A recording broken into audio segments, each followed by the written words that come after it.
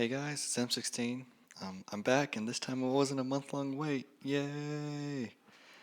This is going to be my second video of today because patch 2.5 came out.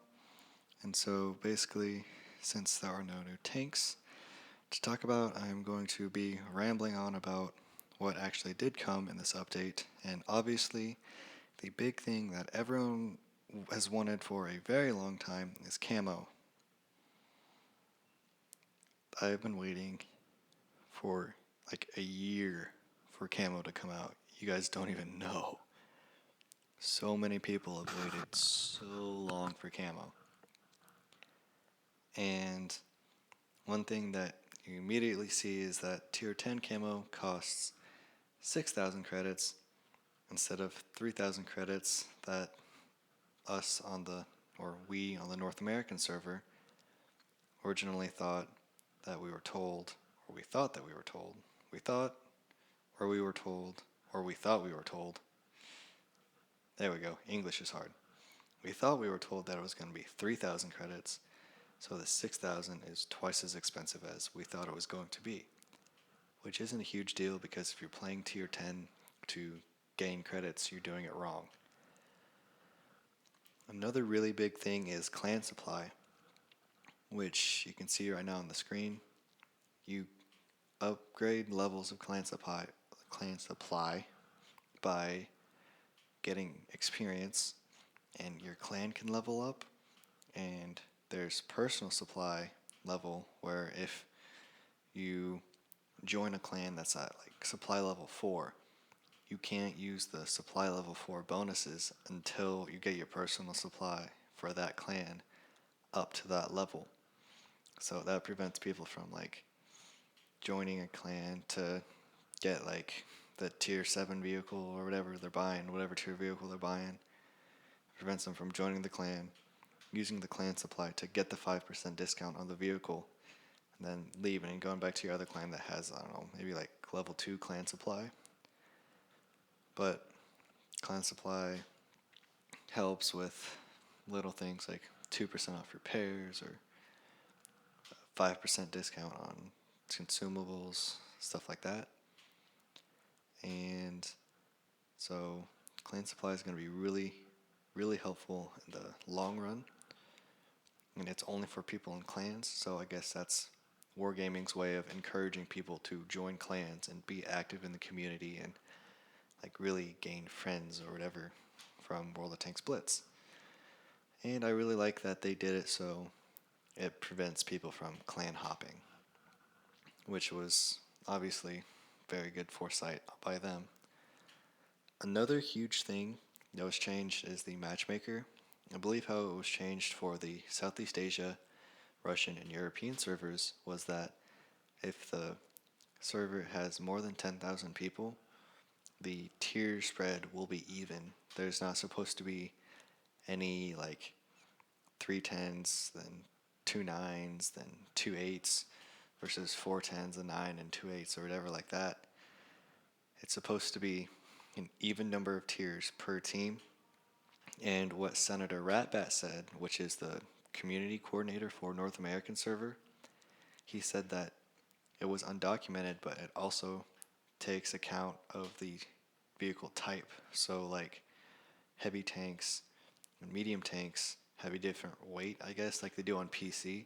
So you won't see any games where it's like 5 heavies and 2 TDs versus 5 mediums and 2 TDs on like Himmelsdorf or something. Because matches like that are just completely not fair, because Himmelsdorf is a very heavy oriented map.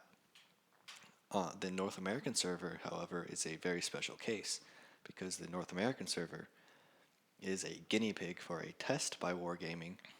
What Wargaming's doing for the duration of the 2.5 update for the North American server is, along with the changes that were mentioned before, is now every single tank has +1, -1 matchmaking, except for maybe the Panzer B2 and the Valentine 2 that already had +0, -1.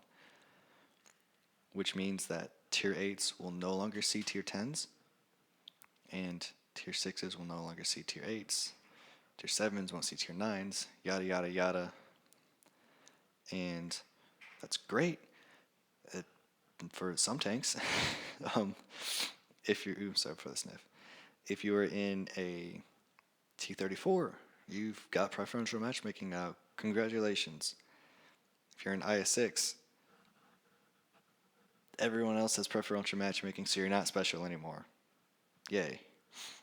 Like, there's certain things that I think Wargaming needs to do for the preferential matchmaking tanks if they decide to bring the +1, -1 matchmaking through all servers and make it a standardized thing to give the preferential matchmaking tanks a reason to be there. Like, the IS6 has preferential matchmaking for a reason. It's not as good as the T34. The T34 can go against tier 10s and not have problems. The IS6 had preferential matchmaking because since it's not as good, it won't do as well. So what Wargaming needs to do is they can either A, buff the preferential matchmaking tanks so they have the same level of competitiveness as the non-preferential matchmaking tanks like the low, the T34, the no, super Pershing is preferential, but you know what I mean. The low T34, the SU-122-44. Wargaming needs to buff the preferential matchmaking tanks so they're competitive with the non-preferential matchmaking tanks, who now, because of the test, all have preferential matchmaking.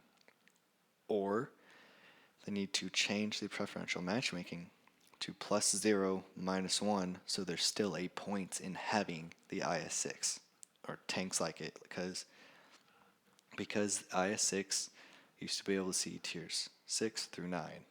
Now they can see tiers 7 through 9, which means that the IS6 with the 175 millimeters of penetration is going to see a lot more tier 9s. And seeing a lot more tier 9s means seeing a lot more T95s, E75s, E50Ms, T54s, M103s, IS8s, yada yada yada. This seeing a lot more tanks that it really struggles against.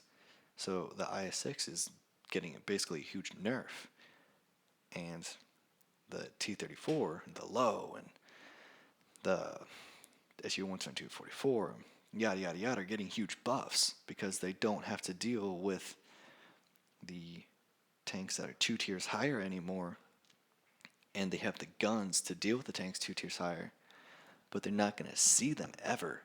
So they're getting a buff in like their performance of their guns. Meanwhile, the i6 is basically getting a nerf because it's going to be able to see a lot more top tiers. So what Wargaming needs to do is they need to buff the preferential matchmaking tanks so they have the same capabilities or same level of effectiveness as the non-preferential premium tanks, or they need to change the premium matchmaking to +0, -1 like the Panzer B2 and the Valentine II have, or there's no point in having any of the preferential matchmaking tanks because a T34 played properly in hold down will beat an IS6 played properly in side scraping almost every single time because the T34 has got the gun to deal with a side scraping IS6. Meanwhile, a side scraping IS6 doesn't have the gun to deal with a hold down T34.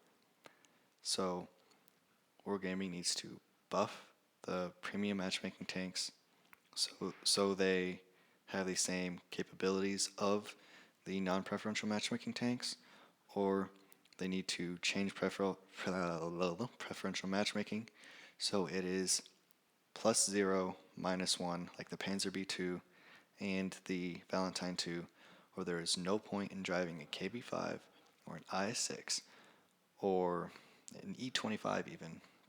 E25 doesn't have to see tier 9s, while the SU-122-44 also doesn't have to see tier 9s anymore.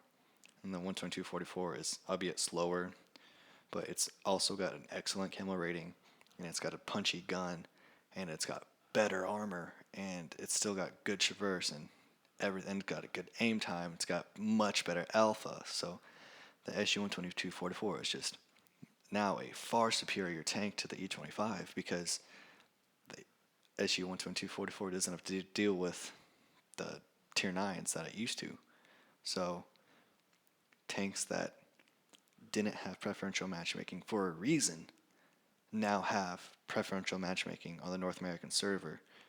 And if Wargaming decides to make this live in the future in like patch 2.6 or 2.7 or whenever they go through the data and decide what they're going to do, if they decide to go with this, they need to change premium tanks that have premium matchmaking either by buffing them or by making the premium matchmaking +0, -1. But do not nerf the non-preferential tanks to meet the standards of the preferential matchmaking tanks, because that will piss a lot of people off, and Wargaming does not want that.